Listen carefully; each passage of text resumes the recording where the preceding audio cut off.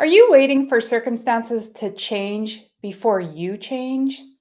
Are you a person that is pretty susceptible to, I'll start tomorrow or I'll start Monday? Are you a person that maybe have regained your weight and you right away think, I need a revision? I need a pouch reset. I need to go back to liquids only? Or do you say, I know I said this all the time. Oh no, my post op check in is soon with my bariatric surgeon. I better lose some weight before I go in. Or maybe you're like, I've been super good all week, super good doing all the things. I deserve to take the weekend off. All of this is your pre surgery brain talking to you. But let's be honest with ourselves. Isn't this the same way we used to talk before having surgery? How is this different from all the other times before? Guess what? It isn't. Surgery is just one tool. It's time to put the other tools in the toolbox because it's your body, your health, your life. In this video, we're going to talk about what brain are you committed to? The pre-surgery brain, the pre-surgery version of you, or the post-surgery brain, the post-surgery version of you? Which brain is influencing what? And if you stick to the end, I'm going to tell you how to get rid of that stinking thinking. Don't you want your mind to match your upgraded body? I know for me, my pre surgery brain, my version of myself before having surgery, was all about the I will start tomorrow, or I'll start on Monday, Monday never comes, or I was really good at the willpower, the myth of the willpower for a month. But then something went awry, and then I'm like doing all the things all over again, that all or nothing thinking. I was always hoping that tomorrow, praying that I would change, that I would wake up and tomorrow is a brand new day and I'm like ready to do all the things. Like last night when I was telling myself I couldn't handle it and had to wait till tomorrow, why did I think overnight I was just magically going to be able to do all the things? Something didn't shift the night before to allow me to think and do something different. Why did I allow my brain to think that my mind was automatically going to shift? All the things were going to be in place. I was going to be super ready to start and do exactly what was expected of me tomorrow. And then the thing was, when I had surgery, my post surgery brain, I was starting to allow my pre surgery brain to come in. For example, one of the biggest examples was that old thinking was starting to come back, that pre surgery brain, when I was expected to go into my bariatric team and have a check in to see how I was doing. I was so nervous about that. So I would spend a couple days a week whatever I had to do to quickly lose the weight because I was thinking I need to be a certain weight before I go in for my check in. What was my problem? I was thinking with my pre surgery brain, my old version of myself, versus my post surgery brain, my new version of myself. Let's talk about how that pre surgery brain, the old version of our brain, does not serve us as we're going through our bariatric journey, our weight loss surgery journey, trying to have long term weight loss success. What is your biggest pre surgery brain example? What, if you're post surgery, what is starting to creep into that pre surgery brain? What is starting to creep into your post surgery brain? Comment below. Is this you? Can you relate to this? What about the kind of good all week version, that kind of thinking, that post surgery, really good, newer version of yourself, that thinking like, I'm going to do all the things. What is expected of me? I'm going to keep learning. I'm going to keep researching. I'm going to be patient with myself. I'm going to build on my relationship with food. I'm going to observe my body, making sure it's getting what it needs to get. Then the weekend comes or the holidays come, and you're like, oh, well, I've been doing all the things right. I've been doing what is expected to me. I'm following the rules. I'm following the guidelines. But hey, I deserve a break. That is your pre surgery brain starting to unravel, and you will start self sabotaging all your good work during the week.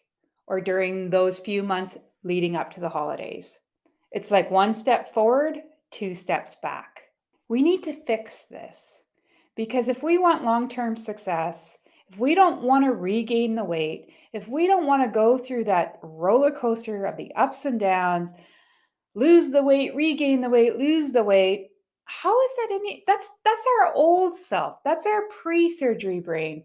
We want to work with our newer version of ourself, our post-surgery brain. But we have to look at what's happening and what can we do about that.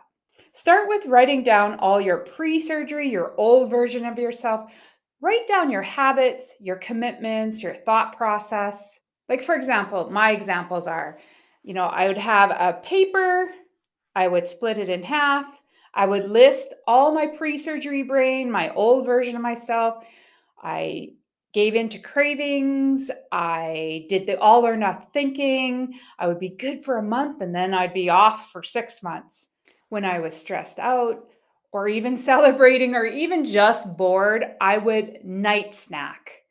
I would have a really good dinner and then the night comes and I'm just snacking. I'm filling some kind of void. That would be something I would write down. I used to the old version of myself. Sometimes when I was in a binge situation, I would eat in isolation. I would eat in my car before coming home for a meal.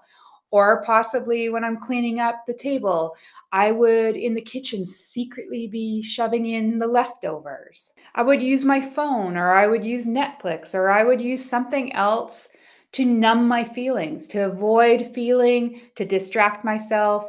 I would use food to cope. I was starting to become more committed to staying home. I am a homebody, don't get me wrong, and that there's nothing wrong with that. But I was starting to avoid spending time with family and friends because my pre-surgery brain was either I was embarrassed or I didn't want to deal with what was happening. So I was starting to remove myself from my loved ones, my family members, my friends. An old pre-surgery brain thing was I never took pictures. I avoided pictures. I love to travel. I stopped kind of traveling. I chose things that would keep me out of embarrassing situations. I wanted to do all the things on my vacation, but I would choose vacations or I would settle for things that didn't have to focus on my weight. I would commit to my couch versus committing moving, even just walking. I spent so much time, energy, money, focus on all the new fads, the new trends, the new diet books, the pill, the new version, how to lose weight fast. Those are just my examples. Write down your examples, your behaviors, your thoughts, your commitments. What was your pre surgery, your old version self? What was that brain thinking? Write it down on your one side of your piece of paper. What was your brain thinking about and trying to make sense of? What habits were you doing? What habits did you always commit to or succumb to? Just write it down. Just think it through. Take some time. No judgment, no shame, no guilt. It's just data. You're just trying to figure out what was your pre-surgery brain thinking. Then go to the other side of the page and let's start thinking about that version of ourself, new version brain, that kind of post-surgery brain. And for some of us, it's right before surgery, or it's right when we started the journey, or right after surgery. That excitement, remember that brain where you're excited, you're motivated, you're inspired, you're willing to do all the things. You're willing to commit to, you're willing to learn, you're willing to adapt and change. You wanted success. What was some of those thoughts? What were some of those behaviors? What were some habits that you were starting to do? What were you willing to commit to? Write those down on the other side of the page. Now, what would that look like on my page? Moving more, meal planning, working and still working on my mindset, trying to follow the guidelines and the rules, self-love, increasing my self-care strategies, really learning how my body actually works and how it's connected. All the things about how I could support my physical, but also my mental and emotional health. I was really committed at getting at the root causes of my stress, of my boredom, of my thinking that led me down to just using food instead of really feeling the feelings or getting at the root causes. Other things included healing my body the natural way, finding work-life balance, going to therapy, and even starting this YouTube channel. For me, it was about helping myself help others. Just making better choices, long-term choices, and really kind of getting myself out of my comfort zone, taking action. Those are just some examples of my post-surgery, my new version of myself. What are those for you? Now you should have a page which has the pre-surgery brain, the old version of you, and then the new version of you, the post-surgery brain. You're going to just start small. It all is about starting small. And this isn't about perfection. This is about progress. You're going to take one thing from your pre-surgery brain and try to move it over and commit to moving it over to your post-surgery brain, your new version of yourself. Start small. Start with the whole thing is that we're not going to do this 100%. The biggest way you can make long-term changes is about consistency and starting small. So commit to something 1%. Every day you're going to make a commitment of increasing or improving or changing 1%. Don't get sucked into those overwhelming big goals. I'm going to do all the things. I'm going to move it all over really fast and really quick. That doesn't work. It's not going to work. And that's the old pre-surgery brain thinking again. I can do all the things immediately. That is too much change. Our brain at the end of the day really hates change. Its kind of job is to keep you stable, keep you focused, keep you calm. Its job is not to, it doesn't want to go into that fight or flight change, big change. It wants to keep you stable. So you don't want big change, too much, overwhelming all at once. Your brain's going to kick back at you. Your brain is going to fight you. So start small. Small wins accumulate. Small wins lead to big leaps of change.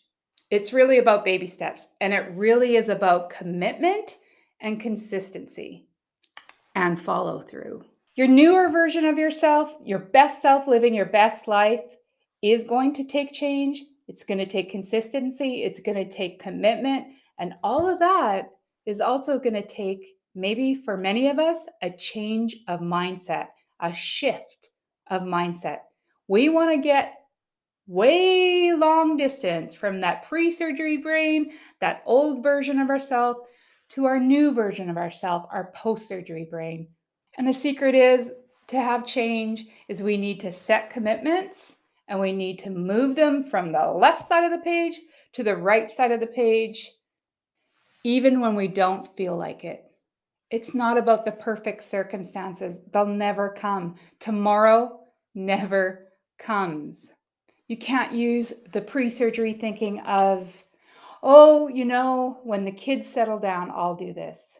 When the holidays are over, I will do this. When the kids are back in school, I will do this. Or when this happens first, I will do this. Or that pill, or that pouch reset, or restricted thinking and restrictive eating, or until you feel less tired. The reality is that there's never a perfect time.